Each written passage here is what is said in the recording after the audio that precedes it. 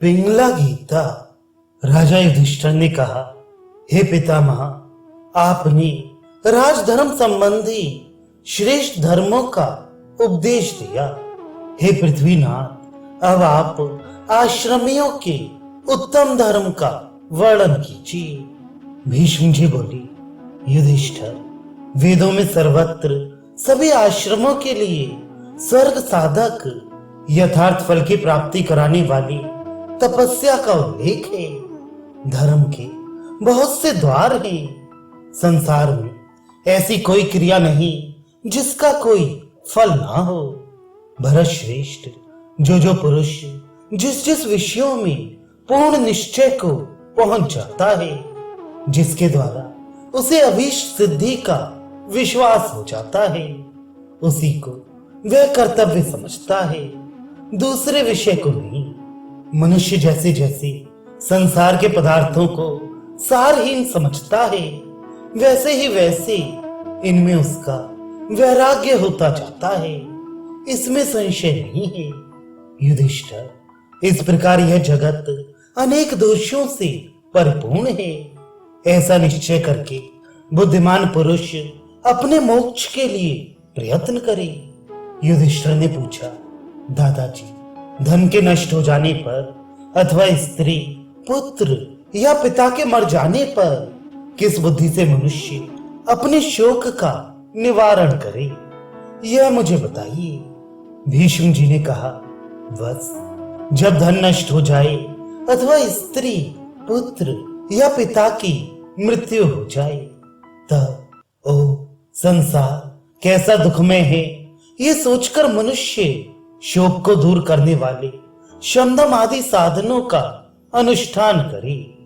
इस विषय में किसी हितैषी ब्राह्मण ने राजा सेनजित के पास आकर उन्हें जैसा उपदेश दिया था, उसी प्राचीन इतिहास को विज्ञ पुरुष दृष्टांत के रूप में प्रस्तुत किया करते हैं। राजा सेनजित के पुत्र की मृत्यु हो गई थी।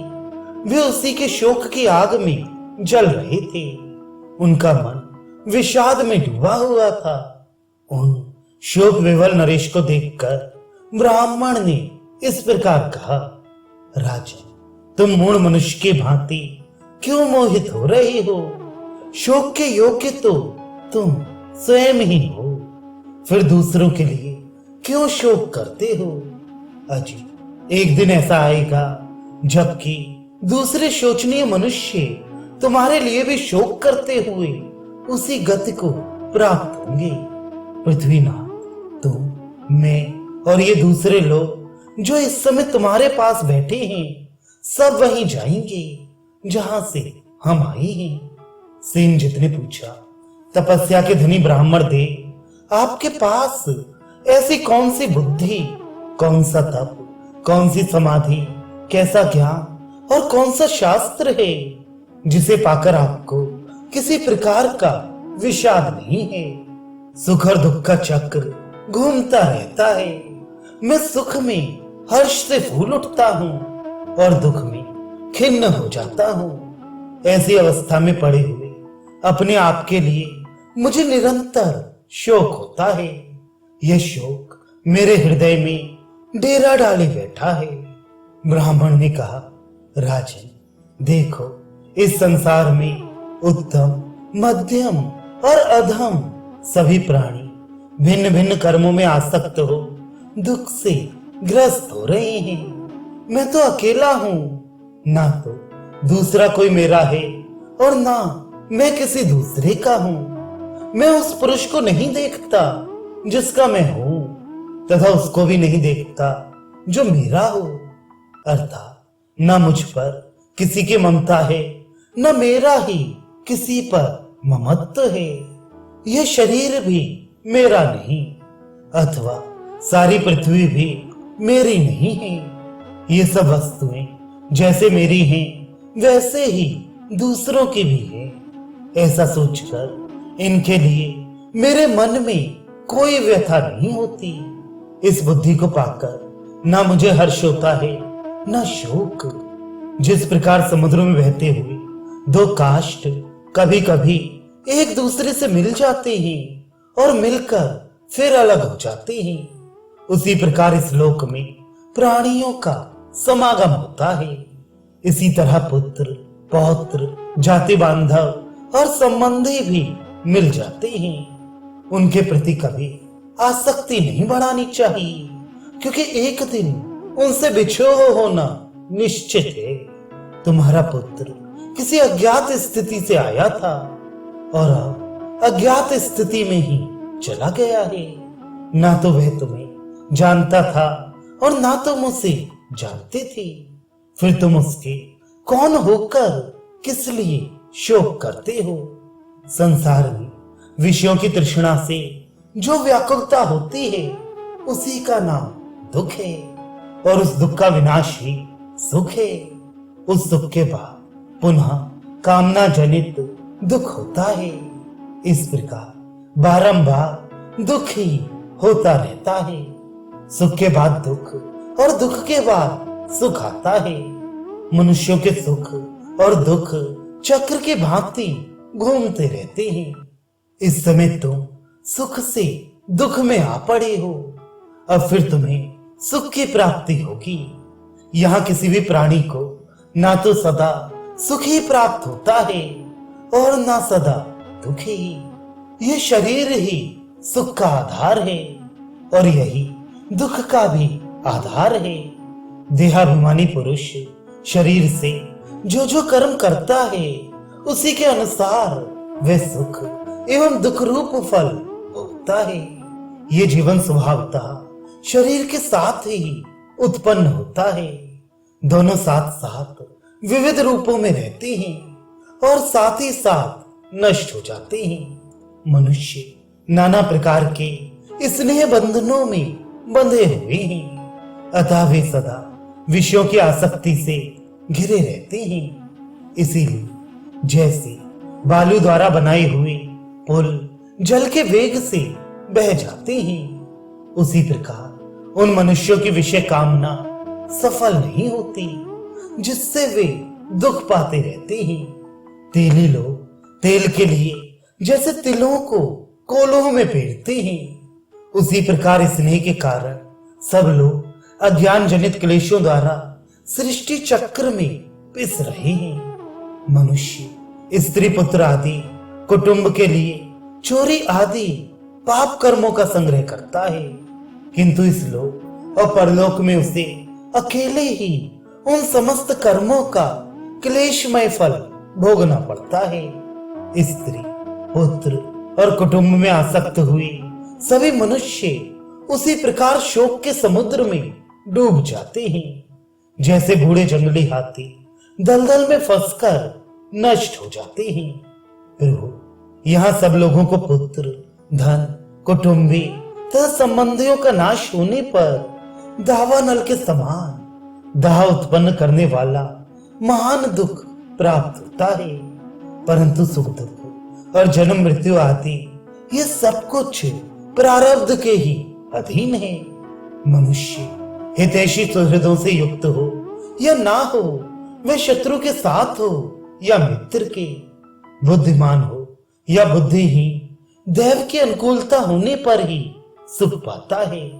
अन्यथा ना तो सुहृद सुख देने में समर्थ है, न शत्रु दुख देने में समर्थ है। ना तो बुद्धि धन देने की शक्ति रखती है और न धन ही सुख देने में समर्थ होता है। ना तो बुद्धि धन की प्राप्ति में कारण है, न मूर्खता निर्धनता में। वास्तव में संसार चक्र की गति का वृत्तांत कोई ज्ञानी पुरुष ही जान पाता है, दूसरा नहीं। बुद्धिमान, शूरवीर, मूढ़, डरपोक, गूंगा, विद्वान, दुर्बल और बलवान जो भी भाग्यवान होगा, दैव जिसके अनुकूल होगा, उसे बिना यत्न के ही सुख प्राप्त होगा। दूध देने वाली गौ बछड़े की है या उसे दुहने अथवा चराने वाले ग्वाले की है, या रखने वाले मालिक की है अथवा उसे चुराकर ले जाने वाले चोर की है। वास्तव में जो उसका दूध पीता है उसी की वह गाय है, ऐसा विद्वानों का निश्चय है। इस संसार में जो अत्यंत मूढ़ हैं और जो बुद्धि से परे पहुंच गए हैं वे ही मनुष्य सुखी हैं। बीच के सभी लोग कष्ट भोगते हैं। ज्ञानी पुरुष अंतिम स्थितियों में रमण करते हैं, मध्यवर्ती स्थितियों में नहीं। अंतिम स्थिति की प्राप्ति सुख स्वरूप बताई जाती है और उन दोनों के मध्य की स्थिति दुख रूप कही गई है। खोटी बुद्धि वाला मूर्ख मनुष्य अपने कर्मों के शुभ अशुभ परिणाम की कोई परवाह ना करके सुख से सोता है, क्योंकि वह कंबल से ढके हुए पुरुष की भांति महान अज्ञान से आवृत रहता है। किंतु जिन्हें ज्ञान जनित सुख प्राप्त है, जो द्वंद्वों से अतीत हैं तथा जिनमें मत्सरता का भी अभाव है, उन्हें अर्थ और अनर्थ कभी पीड़ा नहीं देते हैं। वे मूढ़ता को तो लांघ चुके हैं, परंतु जिनको ज्ञान प्राप्त नहीं हुआ है वे सुख की परिस्थिति आने पर अत्यंत हर्ष से फूल उठते हैं और दुख की परिस्थिति में अतिशय संताप का अनुभव करने लगते हैं। मूर्ख मनुष्य स्वर्ग में देवताओं की भांति सदा विषय सुख में मग्न रहते हैं, क्योंकि उनका चित्त विषय शक्ति के कीचड़ में लथपथ होकर मोहित हो जाता है। आरंभ में आलस से सुख सा जान पड़ता है, परंतु वह अंत में दुखदायी होता है और कार्य कौशल दुख सा लगता है, परंतु वह सुख का उत्पादक है। कार्य कुशल पुरुष में ही लक्ष्मी सहित ऐश्वर्य निवास करता है, आलसी में नहीं। अतः बुद्धिमान पुरुष को चाहिए कि सुख या दुख, प्रिय अथवा अप्रिय जो प्राप्त हो जाए उसका हृदय से स्वागत करे, कभी हिम्मत ना हारे। शोक के हजारों स्थान हैं और भय के सैकड़ों स्थान हैं, किंतु वे प्रतिदिन मूर्खों पर ही प्रभाव डालते हैं, विद्वानों पर नहीं। जो बुद्धिमान ऊहापोह में कुशल एवं शिक्षित बुद्धि वाला, अध्यात्म शास्त्र के श्रवण की इच्छा रखने वाला, किसी के दोष न देखने वाला, मन को वश में रखने वाला और जितेंद्रिय है, उस मनुष्य को शोक कभी छू भी नहीं सकता। विद्वान पुरुष को चाहिए कि वह इसी विचार का आश्रय लेकर मन को काम क्रोध आदि शत्रुओं से सुरक्षित रखते हुए उत्तम बर्ताव करे। जो उत्पत्ति और विनाश के तत्व को जानता है उसे शोक छू नहीं सकता। जिसके कारण शोक, ताप अथवा दुख हो या जिसके कारण अधिक श्रम उठाना पड़े, वे दुख का मूल कारण अपने शरीर का एक अंग भी हो तो उसे त्याग देना चाहिए। मनुष्य जब किसी भी पदार्थ में ममत्व कर लेता है तब वे ही सब उसके वैसे दुख के कारण बन जाते हैं। वे कामनाओं में से जिसका परित्याग कर देता है वही उसके सुख की पूर्ति करने वाली हो जाती है। जो पुरुष कामनाओं का अनुसरण करता है वह उन्हीं के पीछे नष्ट हो जाता है। संसार में जो कुछ इस लोक के भोगों का सुख है और जो स्वर्ग का महान सुख है, वे दोनों तृष्णा क्षय से होने वाले सुख की 16वीं कला के बराबर भी नहीं है। मनुष्य बुद्धिमान हो, मूर्ख हो अथवा शूरवीर हो, उसने पूर्व जन्म में जैसा शुभ या अशुभ कर्म किया है उसका वैसा ही फल उसे भोगना पड़ता है। इस प्रकार जीवों को प्रिय अप्रिय और सुख दुख की प्राप्ति बार बार क्रम से होती ही रहती है, इसमें संदेह नहीं है। ऐसी बुद्धि का आश्रय लेकर कामनाओं के त्याग रूपी गुण से युक्त हुआ मनुष्य सुख से रहता है। इसलिए सब प्रकार के भोगों से विरक्त होकर उन्हें पीठ पीछे कर दे, अर्थात उनसे विमुख हो जाए। हृदय से उत्पन्न होने वाला ये काम हृदय में ही पुष्ट होता है, फिर यही मृत्यु का रूप धारण कर लेता है। क्योंकि जब इसकी सिद्धि में कोई बाधा आती है तब विद्वानों द्वारा यही प्राणियों के शरीर के भीतर क्रोध के नाम से पुकारा जाता है। कछुआ जैसे अपने अंगों को सब ओर से समेट लेता है, उसी प्रकार यह जीव जो अपनी सब कामनाओं का संकोच कर देता है, तब यह अपने विशुद्ध अंतःकरण में ही स्वयं प्रकाश स्वरूप परमात्मा का साक्षात्कार कर देता है। जब यह किसी से भय नहीं मानता और इससे भी किसी को भय नहीं होता, तथा जब ये किसी वस्तु को ना तो चाहता है और ना उससे द्वेष ही करता है, तब परब्रह्म परमात्मा को प्राप्त कर लेता है। जब ये साधक सत्य और असत्य अर्थात जगत के व्यक्त और अव्यक्त पदार्थों का, शोक और हर्ष का, भय और अभय का तथा प्रिय और अप्रिय आदि समस्त द्वंद्वों का परित्याग कर देता है, तब उसका चित्त शांत हो जाता है। जब धैर्य संपन्न ज्ञानवान पुरुष किसी भी प्राणी के प्रति मन, वाणी और क्रिया द्वारा पाप पूर्ण बर्ताव नहीं करता, तब परब्रह्म परमात्मा को प्राप्त कर लेता है। खोटी बुद्धि वाले मनुष्यों के लिए जिसका त्याग करना कठिन है, जो मनुष्य के वृद्ध हो जाने पर भी स्वयं कभी जीर्ण नहीं होती, तथा जो प्राणों के साथ जाने वाला रोग बनकर रहती है, उस तृष्णा को जो त्याग देता है उसी को सुख मिलता है।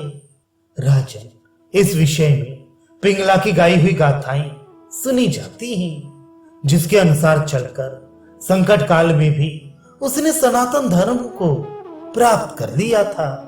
एक बार पिंगला वैश्या बहुत देर तक संकेत स्थान पर बैठी रही, तब भी उसका प्रियतम उसके पास नहीं आया। इससे वह बड़े कष्ट में पड़ गई, तथापि शांत रहकर इस प्रकार विचार करने लगी। पिंगला बोली, मेरे सच्चे प्रियतम चिरकाल से मेरे निकट ही रहते हैं, मैं सदा से उनके साथ ही रहती आई हूं। वे कभी उन्मत्त नहीं होते, परंतु मैं ऐसी मतवाली हो गई थी कि आज से पहले उन्हें पहचान ही ना सकी। जिसमें एक ही खंभा और 9 दरवाजे हैं, उस शरीर रूपी घर को आज से मैं दूसरों के लिए बंद कर दूंगी। यहाँ आने वाले उस सच्चे प्रियतम को जानकर भी कौन नारी किसी हाड़ मांस के पुतले को अपना प्राण वल्लभ मानेगी। अब मैं मोह निद्रा से जग गई हूँ और निरंतर सजग हूँ, कामनाओं का भी त्याग कर चुकी हूँ। अतः वे नरक रूपी धूर्त मनुष्य काम का रूप धारण करके अब मुझे धोखा नहीं दे सकेंगे। भाग्य से अथवा पूर्वकृत शुभ कर्मों के प्रभाव से कभी कभी अनर्थ भी अर्थ रूप हो जाता है, जिससे आज निराश होकर मैं उत्तम ज्ञान से संपन्न हो गई हूँ। अब मैं अजितेंद्रिय नहीं रही। वास्तव में जिसे किसी प्रकार की आशा नहीं है, वही सुख से सोता है। आशा का न होना ही परम सुख है। देखो, आशा को निराशा के रूप में परिणित करके पिंगला सुख की नींद सोने लगी। भीष्म जी कहते हैं, राजन, ब्राह्मण की कही हुई इन पूर्वोक्त तथा अन्य युक्ति युक्त वचनों से राजा सिंहजित का चित्त स्थिर हो गया। वे शोक छोड़कर सुखी हो गए और प्रसन्नता पूर्वक रहने लगे।